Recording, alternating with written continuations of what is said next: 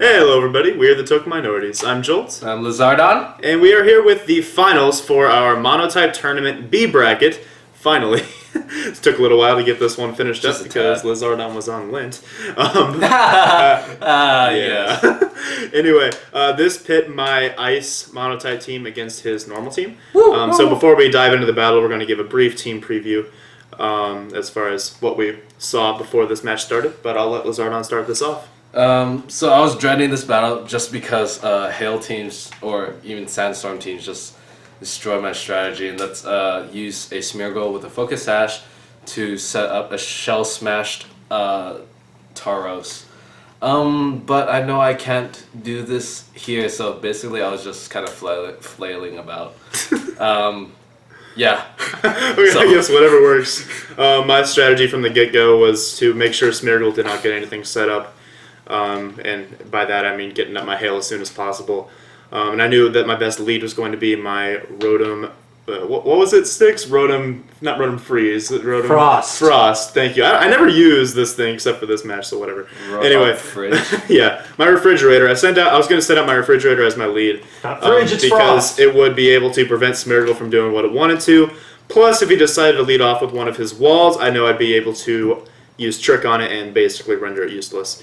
So that was kind of the idea for the early game, and I knew late game I wanted to make sure that Blissey and Porygon 2 were not a problem, and I forgot to think about the Ditto. So the Ditto is going to be quite a key player in this match. But let's go ahead and dive in. Alright, so as I expected, he did lead off with his Smeargle, and I read off with my Rotom.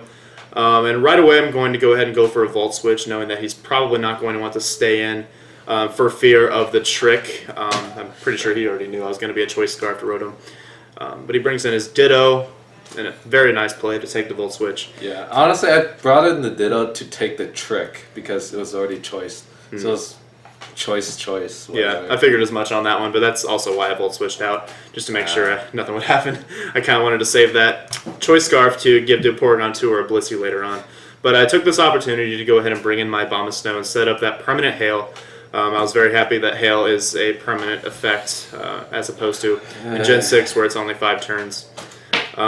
But yeah, I go back into my Rotom as he brings in his Blissey, and then he switches back into his Smeargle to try to set up.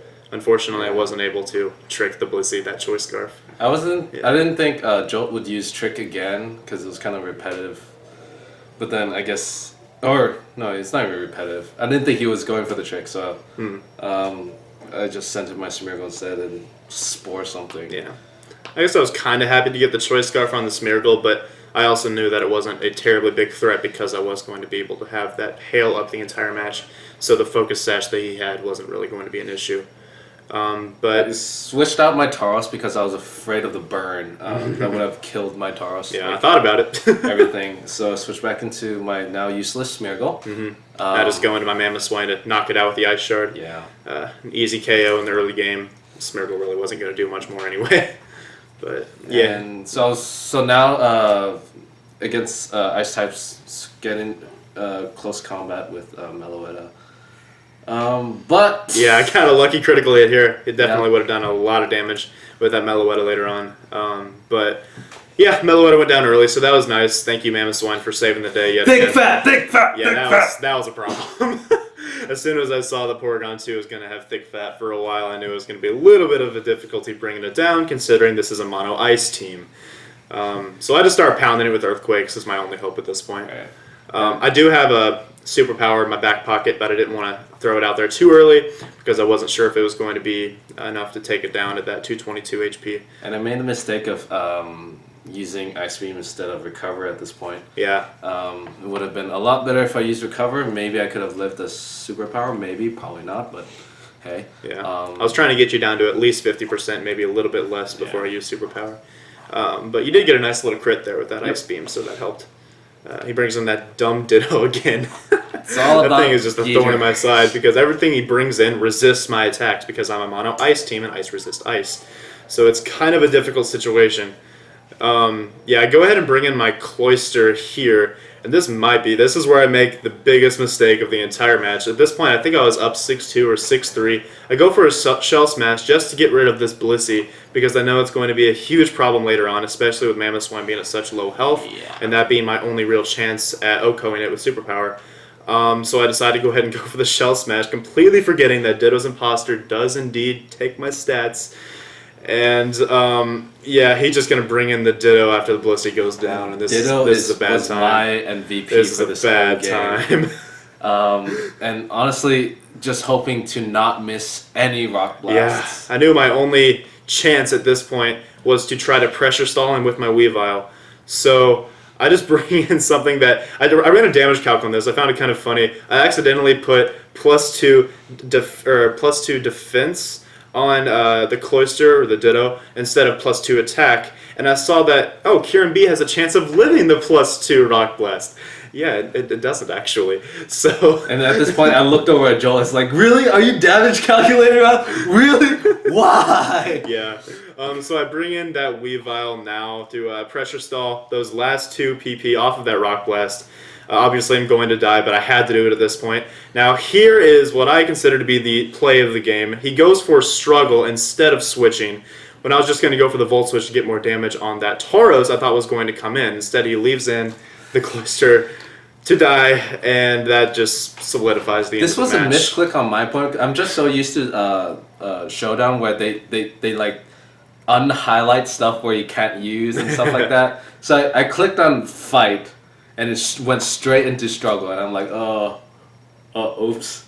But it helped me a bunch because it took a lot of damage out of Run on Wash. Yeah, that helped you a ton. But now he just brings in his Tauros and basically cleans up from here. It is a little upsetting that he doesn't miss any of his moves without perfect accuracy. I did miss Fire Blast. Right there you did? I mean, I wasn't looking at the think. time, but okay. He didn't miss many of them. But yeah, especially if he would have missed one Rock Blast, it would have gone quickly in my favor. Yep. But unfortunately, the Tauros does clean up, and that's the end of the game and the end of the Monotype tournament, so that was fun. It took a while. But It took a while, but we did finish that up. But this does mark the end of our competitive battling in Gen 5, at least consistent competitive battling. In Gen 5, we are going to transition officially onto Gen 6. From here on out, we'll definitely revisit Gen 5 later on, but much later on, because that is the majority of our current Pokemon videos. Maybe we'll even see the battle between Mono Normal and Mono Dragon. Yeah. If we can get Panda to do that match, we'll see if these two want to square off, in which case we'll probably do that one on Gen 5. But Yes, please. I know that Panda is not too thrilled about that matchup, so I'm not sure if we'll actually be able to make that happen. Our strategy. So yeah, thanks for watching this Monotype tournament for all who are interested in it. And we will surely have more in-house tournaments in the future, as well as tournaments for the YouTube community. So with that said, I believe there's only one thing left to do. Asian domination! Wow! Buffet. Why not?